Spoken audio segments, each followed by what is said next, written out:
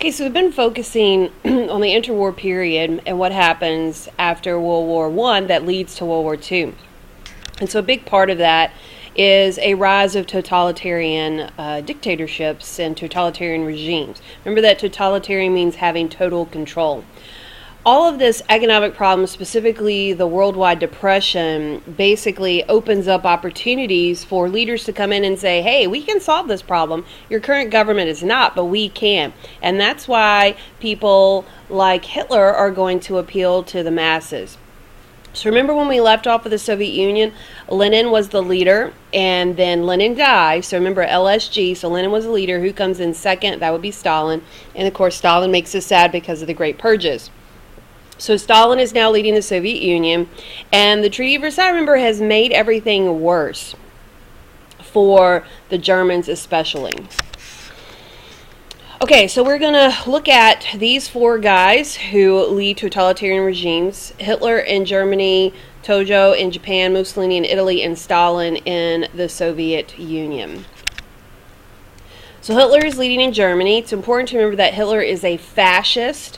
And fascism is actually started by Mussolini, but fascism is this emphasis on extreme nationalism, like, yay, I love my country, crazy nationalism. That's fascism, okay? Takes it to the extreme. And there's a lot of militarism, so emphasis on your military, and no civil rights, civil liberties, so you don't have your basic freedoms.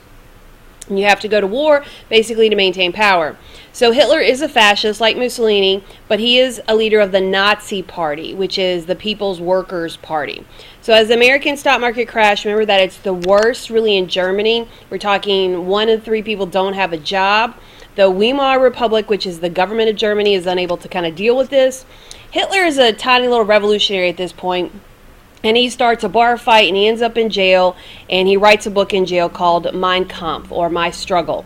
Now, it's very important as this book for historians, because we can look at this and see how Hitler outlined all of his plans and what he was going to do.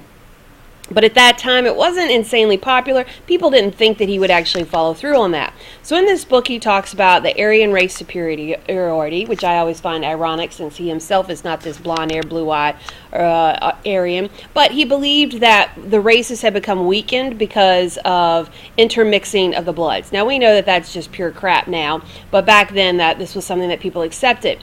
Also remember, as bad as things were in Germany, they were looking for somebody to blame. And if you remember, as we discussed, who are they going to blame? They're going to blame the Jews. He also wants to have this thing called Lebensraum, which is this living space for the German people. And that's what he's going to use to justify when he conquers all these different areas. He particularly hates the Jews. Remember, they're to blame for all the problems. So these are kind of his main ideas. Hitler rises to power, leading the Nazi Party. He becomes the chancellor, the president of Germany, and he gets all the power. They then begin to take away Jewish rights by passing the Nuremberg laws, which strips them of all of their civil liberties and civil rights. And then he's going to expand and start by taking territory of surrounding German countries. He's soon going to take the ones that are first German-speaking, but then he is going to expand and just start taking over others, because remember, he needs that Lebensraum.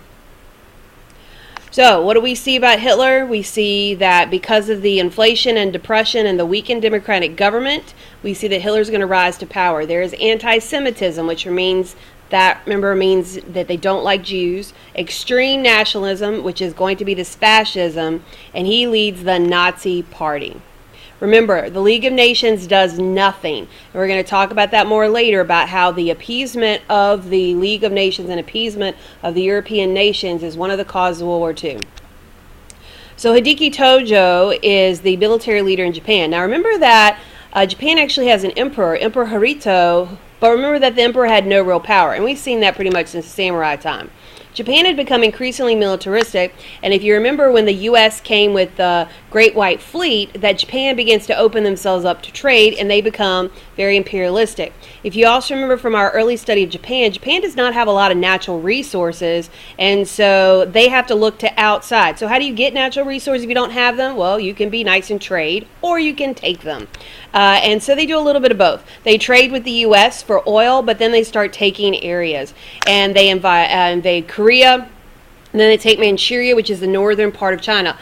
Some historians actually consider the invasion of Manchuria to be the actual start of World War II. Most people say it's Hitler's invasion of Poland. But the world kind of just sits back and does nothing while Japan does this. Now, the U.S. will eventually respond by cutting off and stopping trading oil with Japan, which, as you can predict, will be one of the reasons that they bomb Pearl Harbor. So we see that Japan during the war, very militaristic. They're not fascist. It's just very militaristic. Their expansion, industrialization, imperialism is what leads them to go to other places to get the raw materials. And they began to invade Korea, Manchuria, which is northern China, and then the rest of China. Mussolini is a really interesting character. He's the one who actually comes up with fascism and is a military form of dictatorship. Again, it's total control of the government, extreme nationalism. You place what is the best for my country over what's the best for me. And he very much wanted to restore the old Roman Empire. He even actually gave awards to women who had more than 8 children because he wanted you to be strong women birthing strong Italian boys. If you remember that Liberia and Ethiopia were the only independent countries in Africa, and Ethiopia had been that way because they had been able to successfully fight off the Italians. If you also remember, that was an embarrassment for the Italians. So this time they decide to do that. And they go back in and they successfully take Ethiopia, and it's pretty bad. It's pretty ugly. So we're thinking about Mussolini. Again, the rise of fascism, wanting to restore the glory of Rome, invading Ethiopia. So he is fascist. That's his political party.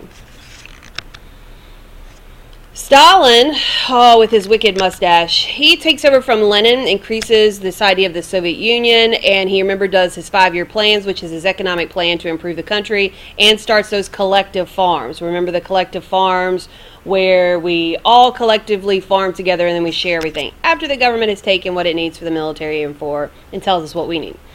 They also used a lot of secret police to put down any kind of political opponents. This will become what we know as the KGB. The Germans have the same thing. They have the SS, kind of their secret Nazi police. And Stalin, as you remember, begins to get rid of anybody who's opposed to them. Remember, the difference between a purge and a genocide is he's just kind of killing anybody against him. Genocide is targeting a specific ethnic group. And Stalin will kill 20 to 40 million people in this great purge. Remember, he wipes out his own town, even kills his son. So Stalin is hardening in on communism. He is much more authoritarian and totalitarian than Lenin, and he does just horrific things to the people. And again, most people outside of Russia really don't know what's happening, and we're going to see that even though, you know, Hitler hates Jews, number one. Number two, he pretty much hates the Slavs and communists. And he's actually going to make a deal with Stalin, so that's a little spoiler alert for what's going to be upcoming. And we're going to see how these guys are going to play a huge role in creating World War II.